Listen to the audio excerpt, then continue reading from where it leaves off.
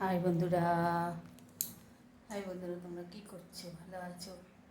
আমি ভালো আছি। এই দেখো আজকে কী রান্না বান্না হয়েছে, বেশি কিছু হয়নি কিন্তু। এই দেখো এখানে গরম গরম ভাত, হ্যাঁ, এখানে পেঁপে সেদ্ধ, লেবু, এটা শাক ভাজা, মোটো শাক ভাজা, আর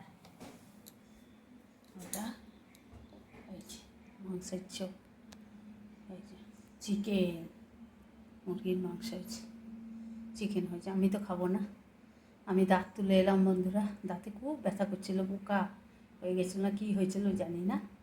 হ্যাঁ, দাঁত তুলে এলাম। সবাই তোমরা কামনা করো যে ভালো হয়ে যায়, ব্যথা না হয়।